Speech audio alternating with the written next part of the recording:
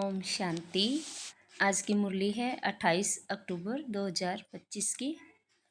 तो आज की मुरली में बाबा हमें कह रहे हैं कि बच्चों को सेवा करके अभी गायन लायक बनना है और फिर भविष्य में हम पूजन लायक बन जाएंगे। तो हमें बाबा की सेवा को आगे बढ़ाना है और अपने अंदर ज्ञान और योग से अपने संकल्पों को और अपने समय को सेवा में लगाना है। दूसरा बाबा कह रहे हैं कि खुशी से सेवा करनी है, सबको खुशी बांटनी है।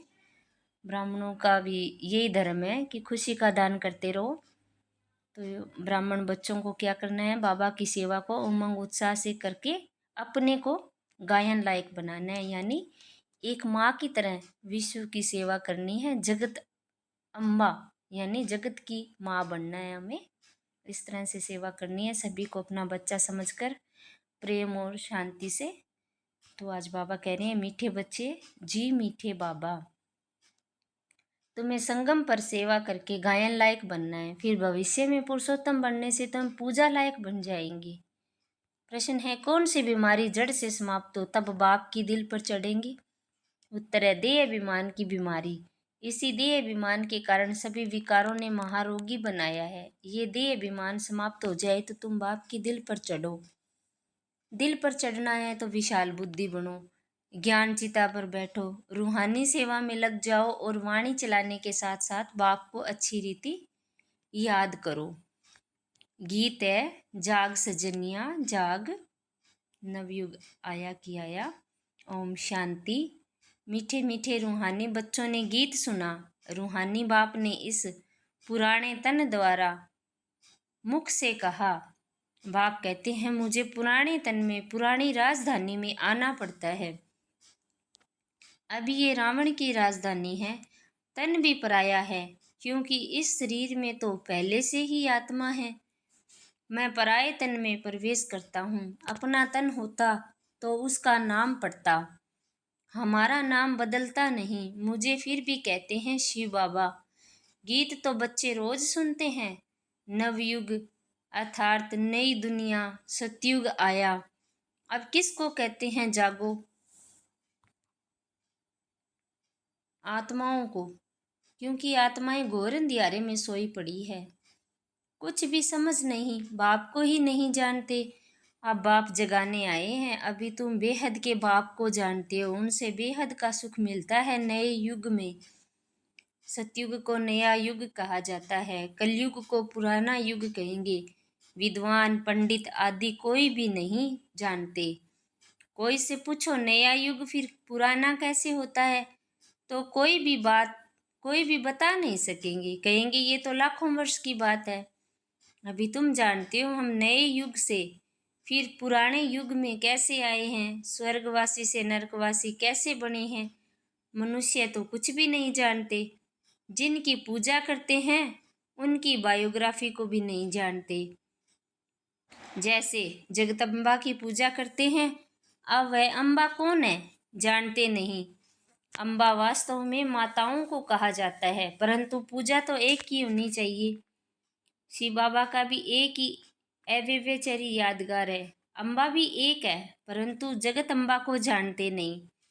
ये है जगत अम्बा और लक्ष्मी है जगत की महारानी। तुमको पता है कि जगत अम्बा कौन है और जगत महारानी कौन है, ये बातें कोई जान न सके। लक्ष्मी को देवी और जगत अम्बा को ब्राह्मणी कहेंगे। ब्राह्मण संगम पर होते ही हैं, इस संगम युग को कोई नहीं जानते। प्रजापिता ब्रह्मा द्वारा नई पुरुषोत्तम सृष्टि रची जाती है। पुरुषोत्तम तुमको वहाँ देखने में आएंगे।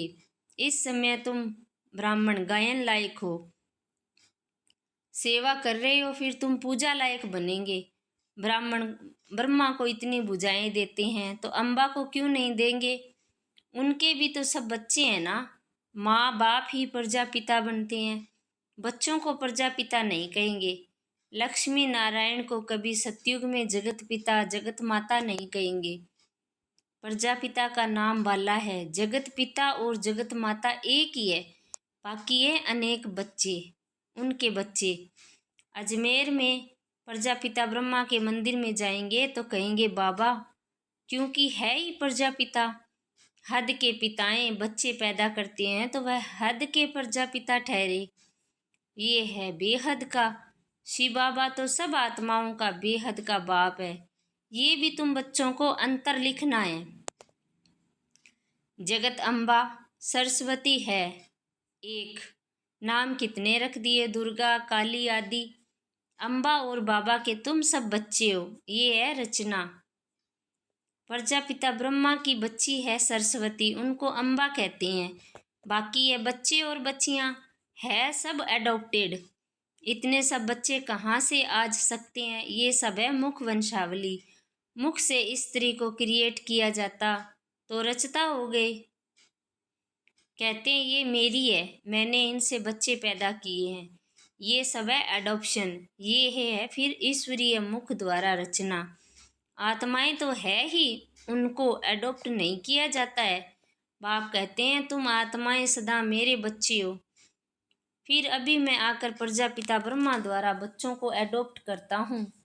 बच्चों को, आत्माओं को अडॉप्ट करते बच्चे और बच्चियों को करते हैं। आत्माओं को अडॉप्ट नहीं करते, बच्चे और बच्चियों को करते हैं।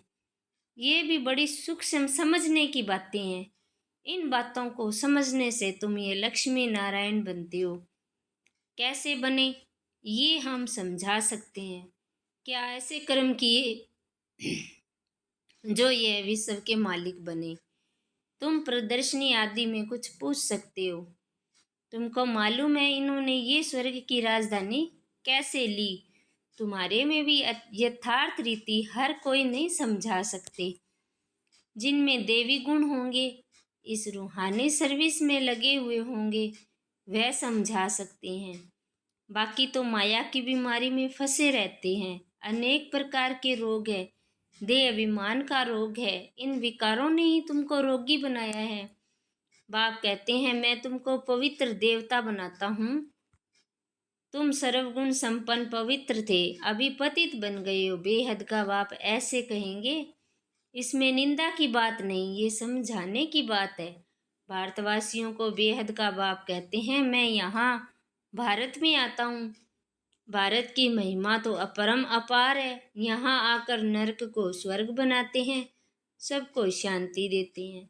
तो ऐसे बाप की भी महिमा अपरम पार है, यानी पारावार नहीं है। जगदम्बा और उनकी महिमा को भी कोई नहीं जानते। उनका भी कॉन्ट्रास्ट तुम बता सकते हो। ये जगदम्बा की बायोग्राफी, ये लक्ष्मी की बायोग्राफी। वही जगदम्बा फिर लक्ष्मी बनती है।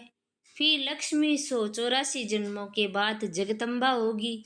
चित्र भी अलग अलग रखने चाहिए। दिखाते हैं लक्ष्मी को कलश मिला, परंतु लक्ष्मी फिर संगम पर कहाँ से आई? वह तो सतयुग में हुई है।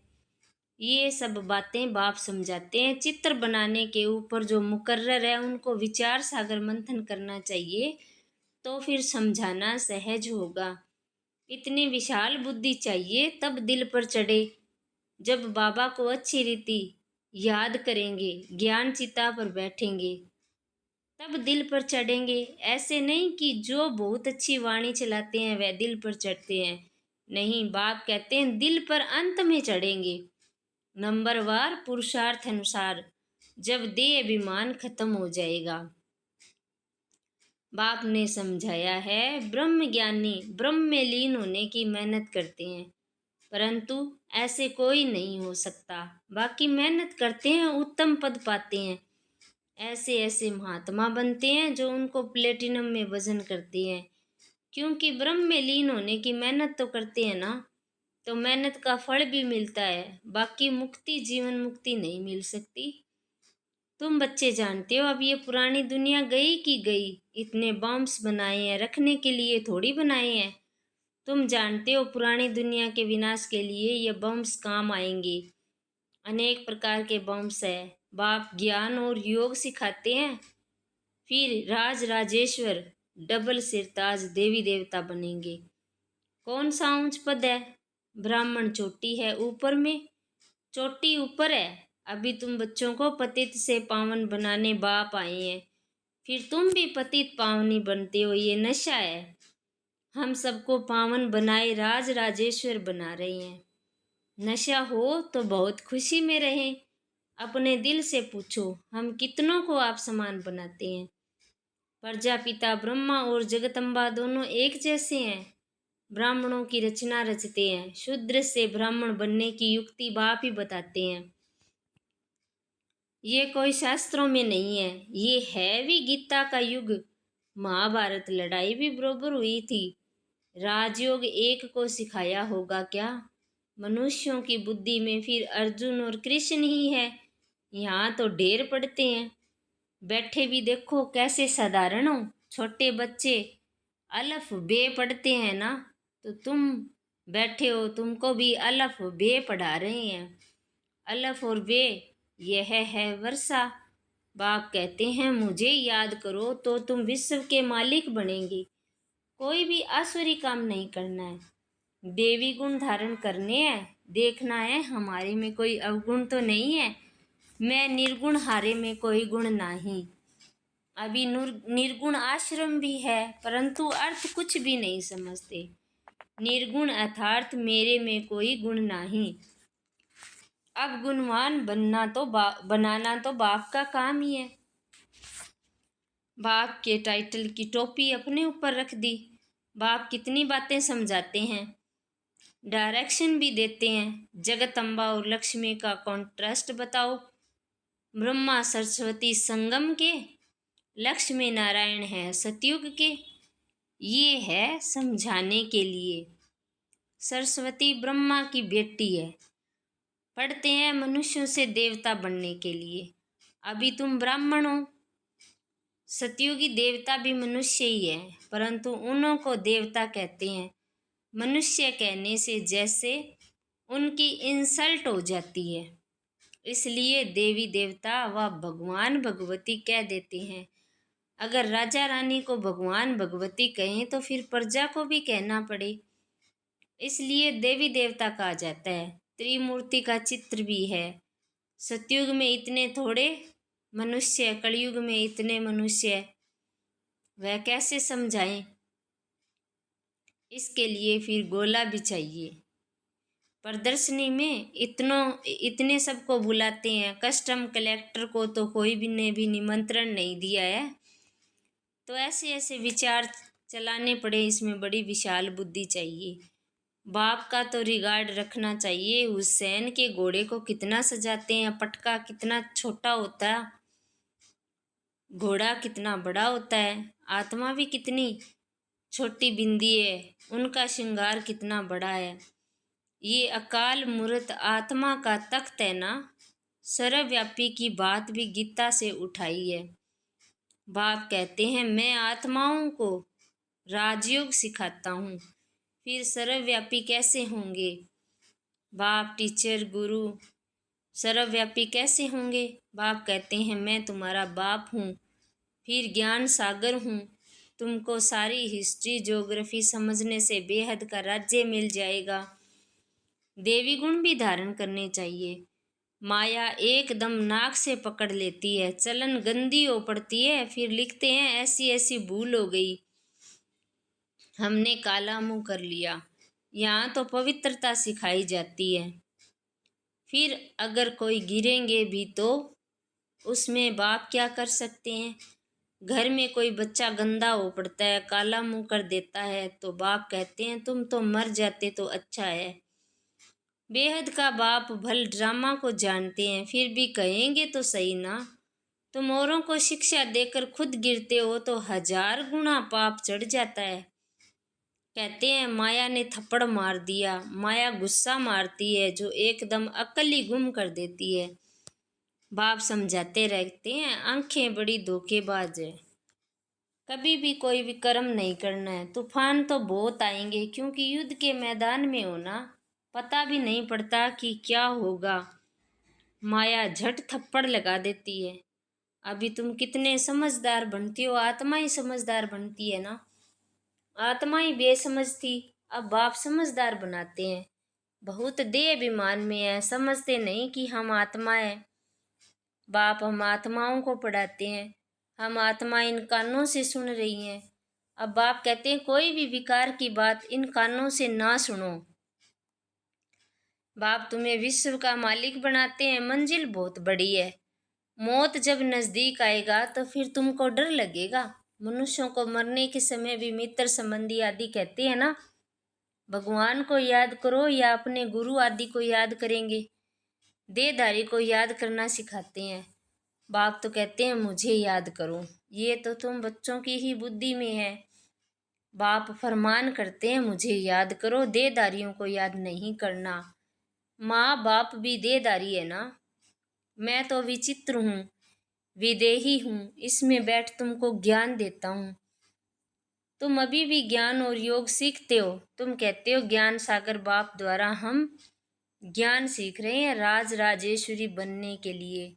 ज्ञान सागर ज्ञान भी सिखाते, राजयोग भी सिखलाते हैं। अच्छा, मीठे मीठे सकिलदे बच्चों प्रति माता पिता बाप दादा का याद प्यार और गुड मॉर्निंग। रूहानी बाप की रूहानी बच्चों को नमस्ते। धारणा के लिए मुख्य सार है। पहला है समझदार बन, माया के तूफान से कभी हार नहीं खानी है। आंखें धोखा देती है, इसलिए अपनी संभाल करनी है। कोई भी विकारी बातें इन कानों से सुननी नहीं है। दूसरा है अपने दिल से पूछना है हम कितनों को आप समान बनाते हैं। मास्टर पतित पावनी बन सबको पावन बनाने की सेवा कर रहे हैं। हमारे में कोई अवगुण तो नहीं है, देवी गुण कहाँ तक धारण किए हैं। वरदान है हर संकल्प व कर्म को श्रेष्ठ और सफल बनाने वाले ज्ञान स्वरूप भव। जो ज्ञान स्वरूप समझदार बनकर कोई भी संकल्प व कर्म करते हैं वे सफलता मूर्त बनते हैं। इसी का यादगार भक्ति मार्ग में कार्य प्रारंभ करते समय स्वास्तिका निकालते हैं व गणेश को नमन करते हैं। ये स्व अस्तिका स्व स्थिति में स्थित होने और गणेश